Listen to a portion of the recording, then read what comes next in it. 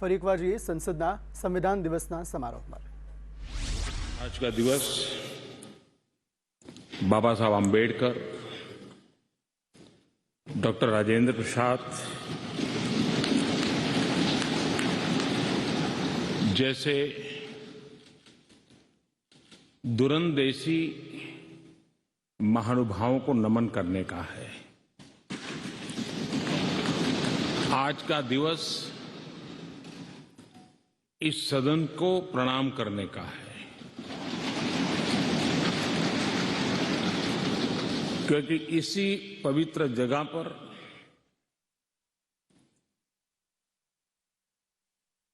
महीनों तक भारत के विद्वज्जनों ने, एक्टिविस्टों ने देश के उज्जवल भविष्य के लिए व्यवस्थाओं को निर्धारित करने के लिए मंथन किया था और उसमें से संविधान रूपी अमृत हमें प्राप्त हुआ है, जिसने आजादी के इतने लंबे कालखंड के बाद हमें यहां पहुंचाया है। आज पूज्य बापू को भी नमन करना है। आजादी की जंग में जिन जिन लोगों ने अपना बलिदान दिया, अपना जीवन खपाया, उन सबको भी नमन करने का यह अवसर है। आज 26/11 हमारे लिए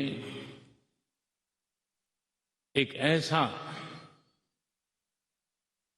दुखद दिवस जब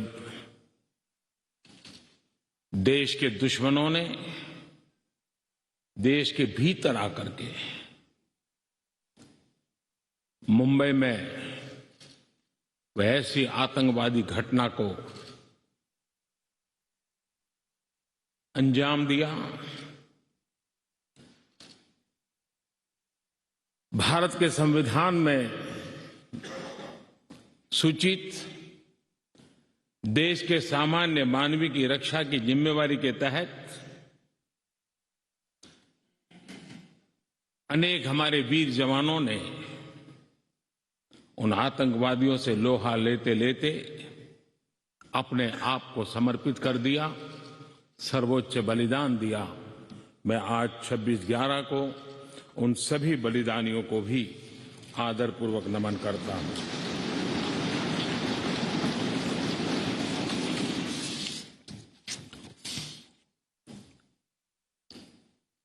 आदरणीय महानुभाव, कभी हम सोचें कि आज अगर हमें संविधान निर्माण करने की नौबत होती तो क्या होता। आजादी के आंदोलन की छाया, देशभक्ति का ज्वार, भारत विभाजन की विभीषिका, इन सब के बावजूद भी देश हित सुप्रीम हरेक के हृदय में यही एक मंत्र था। विविधताओं से भरा हुआ देश, अनेक भाषाएं, अनेक बोलियां, अनेक पंथ, अनेक राजे रजवाड़े, इन सब के बावजूद भी संविधान के माध्यम से पूरे देश को एक बंधन में बांध करके आगे बढ़ाने की योजना बनाना, आज के संदर्भ में देखें तो पता नहीं संविधान का एक पेज भी हम पूरा कर पाते, क्योंकि नेशन फर्स्ट कालक्रम से राजनीति ने उस पर इतना प्रभाव पैदा कर दिया है कि देश हित भी कभी कभी पीछे छूट जाता है। ये उन महानुभावों को प्रणाम इसलिए करना चाहूंगा क्योंकि उन्होंने उनके भी अपने विचार होंगे, उनके विचारों की भी धारा होगी, उस धारा में धार भी होगी, लेकिन फिर भी राष्ट्रहित सुप्रीम होने के नाते सबने मिल बैठ करके एक संविधान दिया।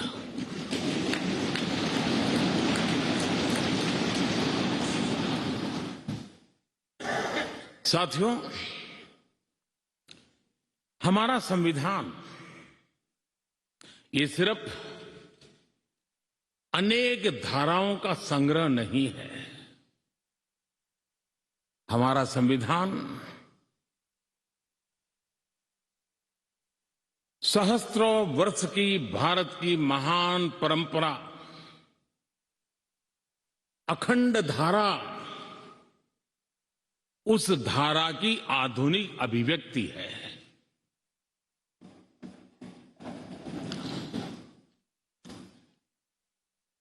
और इसलिए हमारे लिए लेटर एंड स्पिरिट में संविधान के प्रति समर्पण, और जब हम इस संवैधानिक व्यवस्था से जनप्रतिनिधि के रूप में ग्राम पंचायत से लेकर के संसद तक जो भी दायित्व निभाते हैं, हमें संविधान के लेटर एंड स्पिरिट को समर्पित भाव से ही हमें अपने आप को हमेशा सज्ज रखना होगा। और जब ये करते हैं तो संविधान की भावनाओं को कहां चोट पहुंच रही है, उसको भी हम नजरअंदाज नहीं कर सकते हैं। और इसलिए इस संविधान दिवस को हमें इसलिए भी मनाना चाहिए कि हम जो कुछ भी कर रहे हैं वो संविधान के प्रकाश में सही है कि गलत है, हमारा रास्ता सही है कि गलत है। हर वर्ष संविधान दिवस बनाकर के हमने अपने आप को मूल्यांकन करना चाहिए। अच्छा होता देश आजाद होने के बाद 26 जनवरी प्रजासत्ताक पर्व की शुरुआत होने के बाद हमें 26 नवंबर को संविधान दिवस के रूप में देश में मनाने की परंपरा बनानी चाहिए थी, ताकि उसके कारण हमारी पीढ़ी दर पीढ़ी संविधान बना कैसे, कौन लोग थे इसको बनाते थे, किस परिस्थितियों में बना, क्यों बना, हमें संविधान कहां ले जाता है, कैसे ले जाता है, किसके लिए ले जाता है, इन सारी बातों की हर वर्ष अगर चर्चा होती है तो संविधान जिसको दुनिया ने एक जीवंत इकाई के रूप में माना है, एक सामाजिक दस्तावेज के रूप में माना है, विविधता भरे देश के लिए ये एक बहुत बड़ी ताकत के रूप में पीढ़ी दर पीढ़ी अवसर के रूप में काम आता। लेकिन कुछ लोग इसे चूक गए। लेकिन जब बाबा साहब आंबेडकर के 125वीं जयंती थी, हम सबको लगा कि इससे बड़ा पवित्र अवसर क्या हो सकता है कि बाबा साहब आंबेडकर ने इस देश को जो बहुत बड़ा नजराना दिया है उसको हम हमेशा हमेशा के लिए स्मृति ग्रंथ के रूप में याद करते रहे। और इसी में से, और मुझे याद है जब सदन में इस विषय पर मैं बोल रहा था 2015 में बाबा साहब आंबेडकर की 150वीं जयंती के निमित्त इस काम की घोषणा करते समय, तब भी विरोध आज नहीं हो रहा है, उस दिन भी हुआ था कि 26 नवंबर कहां से ले आए, क्यों कर रहे हो, क्या जरूरत थी। बाबा साहब आंबेडकर का नाम हो और आपके मन में ये भाव उठे, ये देश अब सुनने के लिए तैयार नहीं है।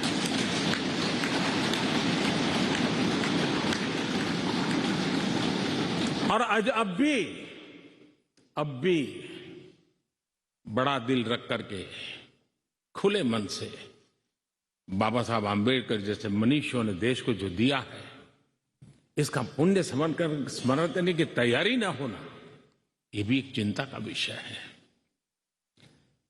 साथियों, भारत एक संवैधानिक लोकतांत्रिक परंपरा है। राजनीतिक दलों का अपना एक अहम महत्व है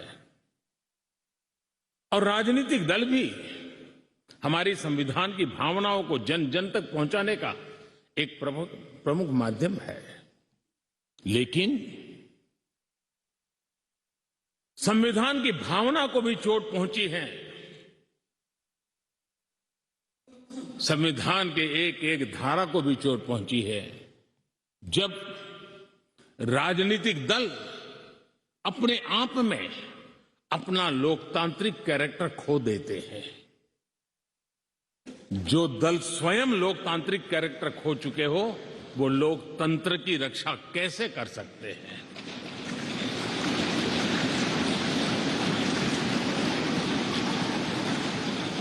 आज देश में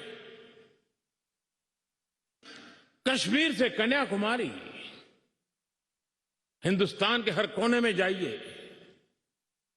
भारत एक ऐसे संकट की तरफ बढ़ रहा है जो संविधान को समर्पित लोगों के लिए चिंता का विषय है, लोकतंत्र के प्रति आस्था रखने वालों के लिए चिंता का विषय है, और वो है पारिवारिक पार्टियां।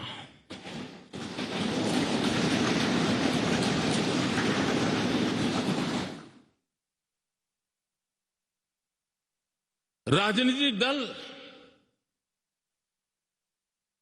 Party for the family, party by the family,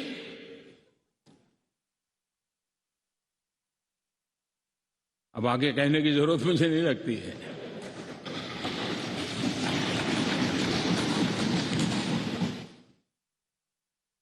Kashmir से कन्याकुमारी हरी राजनीतिक दलों की तरफ देखिए, ये लोकतंत्र की भावना के खिलाफ है। संविधान हमें जो कहता है उसके विपरीत है। और जब मैं ये कहता हूं कि पारिवारिक पार्टियां, इसका मतलब मैं ये नहीं करता हूं कि एक परिवार में से एक से अधिक लोग राजनीति में ना आए। जी नहीं, योग्यता के आधार पर, जनता के आशीर्वाद से किसी परिवार से एक से अधिक लोग राजनीति में जाएं, इससे पार्टी परिवारवादी नहीं बन जाती है। लेकिन जो पार्टी पीढ़ी दर पीढ़ी एक ही परिवार चलाता रहे, पार्टी की सारी व्यवस्था परिवारों के पास रहे, वो लोकतंत्र, स्वस्थ लोकतंत्र के लिए सबसे बड़ा संकट होता है।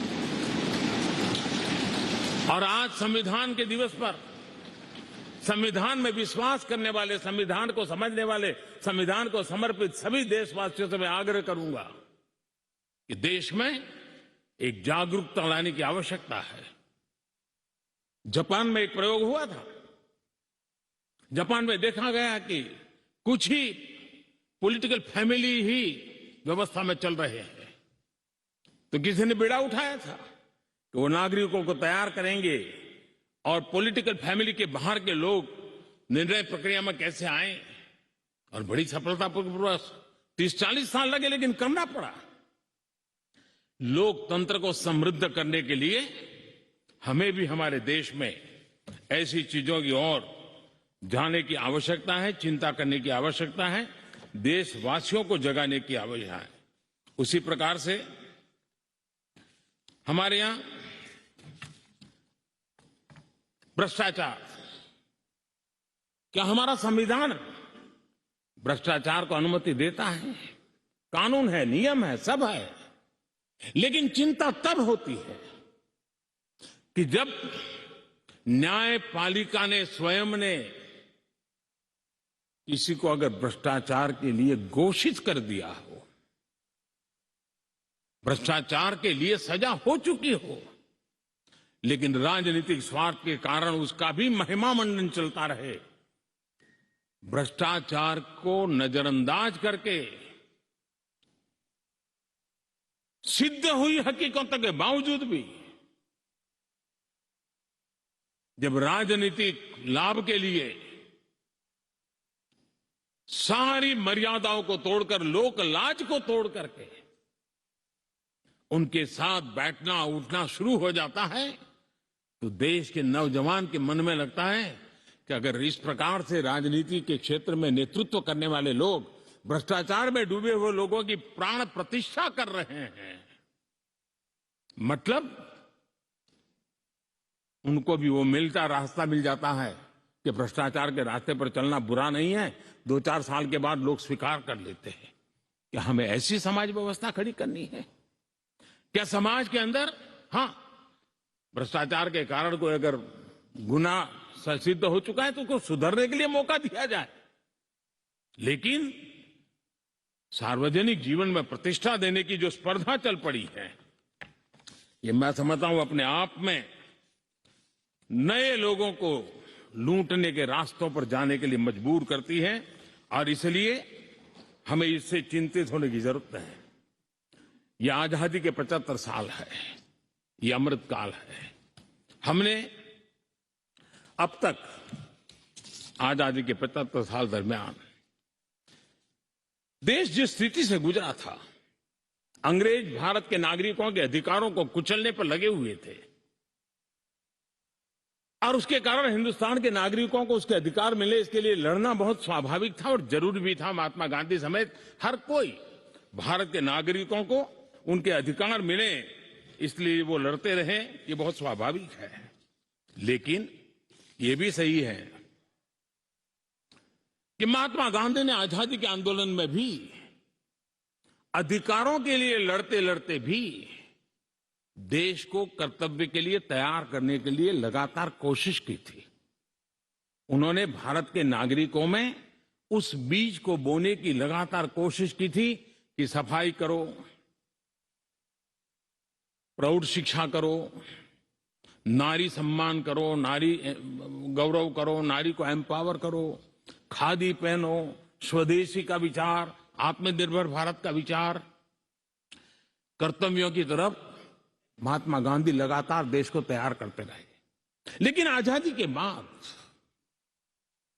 महात्मा गांधी ने जो कर्तव्य के बीज बोए थे, वो आजादी के बाद वटवृक्ष बन जाने चाहिए थे, लेकिन दुर्भाग्य से शासन व्यवस्था ऐसी बनी कि उसने अधिकार अधिकार अधिकार के ही बातें करके लोगों को एक ऐसी अवस्था में रखा कि हम हैं तो आपके अधिकार पूरे होंगे। अच्छा होता देश आजाद होने के बाद कर्तव्य पर बल दिया गया होता तो अधिकारों की अपने आप रक्षा होती।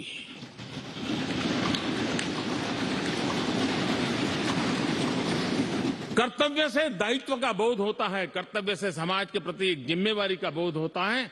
अधिकार से कभी कभी एक याचक वृत्ति पैदा होती है कि मुझे मेरा अधिकार मिलना चाहिए, यानी समाज को कुंठित रखने की कोशिश होती है। कर्तव्य के भाव से सामान्य मानवी के जीवन में एक भाव होता है कि ये मेरा दायित्व है, मुझे इसको निभाना है, मुझे करना है, और जब मैं कर्तव्य का पालन करता हूं तो अपने आप किसी के अधिकार की रक्षा हो जाती है, किसी के अधिकार का सम्मान हो जाता है, किसी के अधिकार का गौरव हो जाता है, और उसके कारण कर्तव्य भी बनते हैं और अधिकार भी चलते हैं और स्वस्थ समाज की रचना होती है। आजादी के अमृत महोत्सव में हमारे लिए बहुत आवश्यक है कि हम कर्तव्यों के माध्यम से अधिकारों की रक्षा करने के रास्ते पर चल पड़े। कर्तव्य का वो पथ है जिसमें अधिकार की गारंटी है। कर्तव्य का वो पथ है जो अधिकार सम्मान के साथ दूसरे को सुपुर्द करता है, उसके हक को दे देता है। और इसलिए आज जब हम संविधान के दिवस को मना रहे हैं, तब हमारे भीतर भी यही भाव निरंतर जगता रहे कि हम कर्तव्य पथ पर चलते रहें। कर्तव्य को जितनी अधिक मात्रा में निष्ठा और तपस्या के साथ हम मनाएंगे, हर किसी के अधिकारों की रक्षा होगी।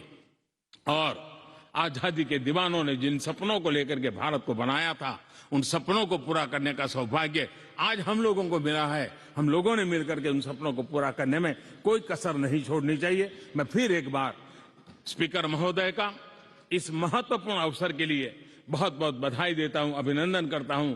उन्होंने इस कार्यक्रम की रचना की। ये कार्यक्रम किसी सरकार का नहीं था, ये कार्यक्रम किसी राजनीतिक दल का नहीं था, ये कार्यक्रम किसी प्रधानमंत्री ने आयोजित नहीं किया गया था। ये सदन का गौरव होते हैं स्पीकर, सदन का ये स्थान गौरवपूर्ण होता है। स्पीकर की एक गरिमा होती है, बाबा साहब आम्बेडकर की गरिमा होती है, संविधान की अपनी एक गरिमा होती है। हम सब उन महान पुरुषों को प्रार्थना करें कि वो हमें शिक्षा दें, ताकि हम हमेशा स्पीकर पद की गरिमा बनाए रखें, बाबा साहब आम्बेडकर का गौरव बनाए रखें और संविधान का गौरव बनाए रखें। इसी एक अपेक्षा के साथ आप सबका बहुत बहुत धन्यवाद।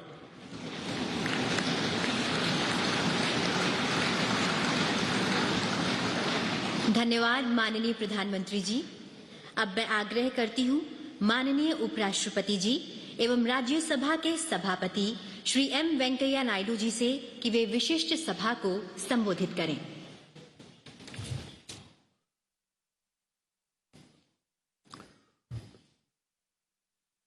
महामहिम राष्ट्रपति जी, माननीय प्रधानमंत्री जी, माननीय लोकसभा अध्यक्ष जी और माननीय संसदीय कार्य मंत्री जी और राज्यसभा में सदन का नेता, राज्यसभा का उपाध्यक्ष और आज इस महोत्सव में भाग लेने वाले सम्माननीय सदस्यगण और विदेशी राजदूतगण और अन्य महानुभाव, बहनों और भाइयों, आज यहाँ एक ऐतिहासिक दिन मनाने के लिए उपस्थित है हम सब लोग।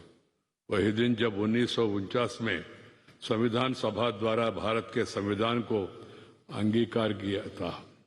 यह संविधान निर्माताओं के प्रेरणास्पद दृष्टि को याद करने और उस दृष्टि को साकार करने के लिए 72 वर्षों से जारी हमारा प्रयासों पर विचार करने का अवसर है। My dear members, brothers and sisters, today we all are assembled here to commemorate a historic day, a day when the Constitution of India was adopted by the Constituent Assembly in 1949. It's an occasion to recall the vision that inspired the constitutional makers, reflect on the continuing mission that began 72 years ago to translate that vision into action. At the outset, I pay my gratitude to the President of the Constituent Assembly, Dr. Rajendra Prasad ji, Chairman of the Drafting Committee, Dr. Baba Saheb Ambedkar ji, and the members of the Constituent Assembly for providing direction for nation building. Their